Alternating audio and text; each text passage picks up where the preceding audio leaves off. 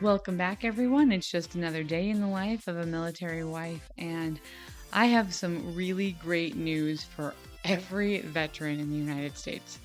There has been some really great updates in regards to some of the legislation. Finally got access to the whole legislation that was passed in regards to the toxic relief, whatever. Anyway, we'll go over that.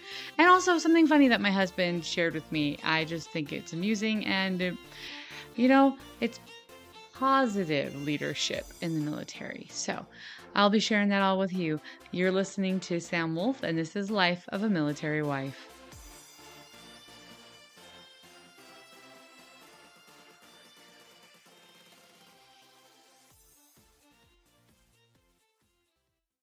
So let's dig on in and buckle down, whatever you want to say. First thing I want to share is the kind of more amusing and fun positive leadership article my husband ran into and shared with me. Evidently, there is a unit that's part of the 82nd Airborne that has decided to find ways to motivate their soldiers to be proactive in their personal and professional growth. And that is by assigning a point system to getting passes. So you have leave and you have your standard leave, but you can also get a weekend pass. And that does not apply to your standard leave in a typical way. And so this is different ways to earn leave, like extra leave to go home, see family, or just whatever. And that is a huge thing because a lot of these units they work through weekends and holidays and all sorts of stuff. And so getting leave to just actually have a mental break is huge. So here's some of the things they can do. They can participate in a boss or another program. So that's better opportunities for single soldiers. Basically, it's getting them to socialize and get out of their barracks room and get a life. Or volunteer in the community, both military or civilian. The great thing about that is volunteering also goes towards promotion points. If you do a certain amount of volunteer hours, you get promotion points as well. So this is a twofer. You can get points towards your getting extra leave, like getting a break, and towards promotion. Other things are winning Soldier of the Month or the quarter. Um, Graduating from ranger or jump school or other trainings, um, be getting made honor list, like honor grad, or that is huge. That takes a lot of work, and some of these are worth quite a bit of points. Now, if you accumulate a certain amount of points, you get a 3-day leave, and then another set amount of points, and you get a 4-day leave. Other ones are enrolling in an ACS class, Army Community Services class, or actually taking college classes, or doing Army education classes, or just getting a lot of these things are just getting out of your flipping barracks room because, yeah, that has been a huge issue with single soldiers, especially and single military personnel that I have known since COVID, is that during COVID, they were stuck in their barracks and weren't really allowed or encouraged to go anywhere. And a lot of the programs for single service members were suspended. And now, individuals who entered the military just before or during COVID, that's their norm, that's their mindset. And because of that, there's been a lot of depression and anxiety and other things. So this is a really positive way for leadership to encourage them to just get outdoors. I think one of them was like find a trail marker. And so you have to actually like go hiking, hike long enough to find this one trail marker and take a picture with it. And so it's just getting them out, getting them outdoors, getting them doing stuff, getting them socializing, and getting them to invest in their future, both in their career and just academically and personally. I think this is a really great idea. I feel like this is a much better way to be proactive in motivating new soldiers and service members in general than some of the other tactics that have been taken that I have seen. So I'm really proud of this unit. I think kudos to them, more power to them. I feel like the more positive and proactive encouragement um, solutions we could find, the better off, a lot of this would be.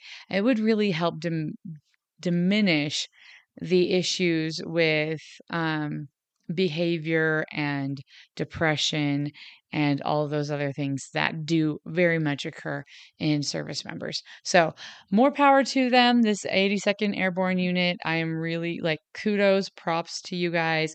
That is really great leadership. And the idea was thought of by an E4 and it was supported. And I think that is also fantastic because quite frequently you get some of these lower NCOs or lower enlisted, and they have an idea, and people don't pay attention to it because of their rank. So the fact that not only was this individual allowed to be creative in coming up with a solution, but then supported and it was applied, and I think that is just tremendous. So that's my positive news for the day on the on that one. The other amazingly positive news, I finally, and oh my goodness, you guys, if you probably should go through and read the new legislation yourself, but because I know not everyone has the time and opportunity to do so, I sacrificed my sanity and several hours reading through an entire freaking piece of legislation for you all. So Merry Christmas, you're welcome. There's my gift to you. La la la. Anyway, um, even with the financial boondoggle issue that happened last week with the burn pit legislation, which is actually called honoring our promise to address comprehensive toxic acts of 2021 is the full official name of this piece of legislation. It did pass. I think that the financial boondoggle was noteworthy, but I do not think that it was the end of the world. Um, I am grateful that we are getting stuff done, and because it is finally passed, I have the entire text in front of me. Anyway, like I said before, I went through this and so that you don't have to. And these are the highlights I found that I feel are significant. And they are as follows. The first is that the VA is being given 18 months to stand up all of this. So just know that even though it was passed last week, it's going to take a while for them to actually accomplish everything in this. And when they said comprehensive, they for once were pretty accurate. This covers quite a bit. It covers a lot more than burn pits, and it makes some really fundamental changes to the way the VA functions that I think every single veteran in the United States is going to be greatly appreciative of. And I will explain why in just a bit. But anyway, they have a budget expansion to hire more people to help with the stand up process and all of that other stuff, because establishing and doing all of this stuff is going to take quite a bit of time. So, getting into Title II, though, of the uh, legislation, whatever, it establishes several different boards. Some are scientific, some are governing boards or commissions and stuff like that. The whole point of these, or at least as best I can tell, is to better facilitate the acknowledgement and working on um, basically identifying issues quickly and then getting them addressed quickly. Because the issue is this Agent Orange, burn pits, all of these things were happening for a while. And it was well established medically for a while that these things were causing problems. So they're trying to put together some sort of bureaucratic structure to identify new situations quickly and then allow them to be added into VA benefits and those sorts of things in a more effective manner. How well this is going to work, who knows? It's bureaucracy. Meh, that's a mixed bag. This might work really well. It might not work really well. It all reports to Congress. We'll see. Not holding my breath on Title II. The real exciting part of this thing is Title IV. Title IV made me super, super, super, super happy. And you are going to find out why. So, Title IV goes into more specifics of exactly what this is going to do for veterans. There was like a whole section on why we needed it. I think anybody who has anything to do with the military ever knows that this was necessary. So, yeah, not going to waste your time on that one. But Title IV, first part of Title IV that I want to address covers the burn pits. It acknowledges the fact that at least 230 burn pits were utilized in just Iraq and Afghanistan, the largest of which was at Balad Air Base, and it was 10 acres and operated 24/7 all year for years, which means the exposure rate in that particular area was significantly high. This is something I did not know was in this legislation. And if you heard my rant from last week, um, you'll understand why this means so much to me. My big pet peeve is that my husband was exposed to a burn pit well after, literally almost 8, 7, 10 years, I don't know, significantly after they would recognize this was a problem. And to me, that is appalling. That if they know that this is causing issues, why are they persisting and allowing service members to be exposed to this sort of thing? That's just negligent, in my opinion. And the good thing is that it says that the DoD is closed a lot of burn pits. Now, I'm going to point out the bulk of burn pits were in Afghanistan and Iraq. We're not in Afghanistan anymore. So, yes, those burn pits were all closed out. However, they were used up to the last minute. I know this because of information I have. So, yeah, okay, fine. You close some down. However, the next part is what really got me excited. The DoD states that they are currently planning on closing all of the remaining burn pits. Now, my only issue with this provision is that there is no follow-up mechanism put in place in this legislation and no enforcement, and so Congress is not empowered in any way to follow up and make sure this is happening and then do anything if it's not. So we have a promise from the DoD that they're going to close all the burn pits.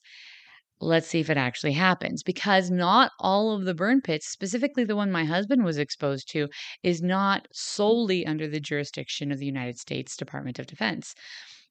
The one in particular that my husband was exposed to was at a multinational installation and therefore may not count in the DoD, we're going to close all of ours little statement. So there are caveats to this. So yes, excited. Yes, happy. But we need some follow up and we need some enforcement. This is one of those things, kind of like the committee. Glad it's in here. Now let's see if they actually do what they promised.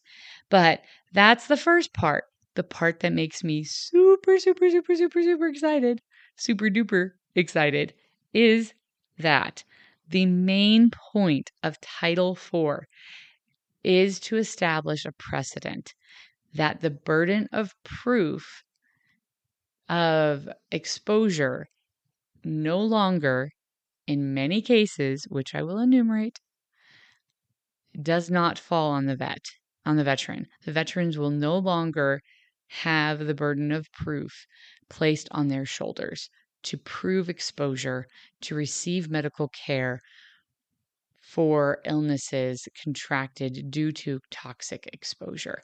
And that is monumental. So, burden of proof is no longer required. It's not required for burn pits, first of all. Now, they're saying with 23 things, 3 things were already being acknowledged, rhinitis, asthma, and some other stuff. Like there's 3 basic things had already been acknowledged by the VA, but they are adding 23 things to the list, or there's going to be 23 total, I think. So they're adding an extra 20. Anyway, they're adding extra acknowledged things, including several cancers and stuff. So this is where once the final list is like enumerated and stuff, pay close attention, people. This is going to be a big deal because you will no longer have to prove. If you served there and you have that disease, they're just going to make the connection for you. You don't have to prove that you have that disease because you served there. And that makes a huge difference. Now, this is where it gets really fun, in my opinion. And they didn't just take care of burn pits. They went back and they fixed issues that I have heard veterans have had with the VA forever. There are other instances of toxic exposure. Sorry, I don't know why I've got like hiccup thing going down today, but anyway, there are other instances of toxic exposure that have happened in the past that have never been addressed, or the burden of proof has laid on the veterans. Sorry. Anyway, those are now being addressed. In Section 403 of Title 4 of this bill, it removes the burden of proof for exposure to Agent Orange and other chemicals in Guam, American Samoa, and the Johnston Islands, and also areas of Asia. So, if you were exposed to Agent Orange, if you were in those areas and you're having the health complications of it, you now don't have to actually document, I was in this exact place on X day where Agent Orange was used by X person. Like, you don't have to do all of that. And this is going to allow for so many more veterans to receive the medical care that they've needed, that they've been denied for years because they couldn't prove it through some sort of paper trail. The burden of proof is no longer on the veterans for Agent Orange. In Section 401 of Title 4, it covers the radiation exposure to veterans who were assigned to the nuclear testing sites in, and I'm going to, I know I'm going to butcher this first part, in Inwetek Atoll in the Marshall Islands. The atoll, I know I butchered the name of it, but anyway, if you were there, if you were stationed there, and you no longer have the burden of proof either. So you're going to have coverage, and no longer you have to no burden of proof there either. So that is just fantastic. It includes other stuff as well. Like, honestly, if you are a veteran, I would sit down with someone and go through Title 4 of this piece of legislation and see if you are included, because there is a lot of different situations that are cited and added that I did not expect to be included. And this is going to be great. And the fact that the burden of proof is no longer on the veterans. If you serve there, then you get the coverage if you have those illnesses, is fantastic.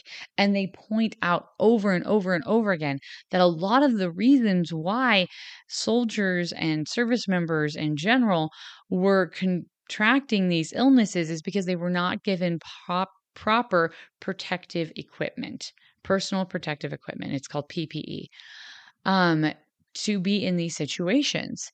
And there were not proper protective protocols in place in these installations. And so, and I hope that the DoD will start thinking proactively.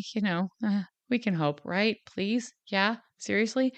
I pray, sincerely hope that the DoD will start looking at this proactively and thinking, okay, if we have toxic chemicals, if we have these toxic situations environmentally, then we need to be providing protocols and procedures and equipment to help prevent this from happening in the future, so that we don't have to retroactively take care of all of these ill veterans, sick and disabled veterans, because the proper protocols and procedures were not put in place to begin with.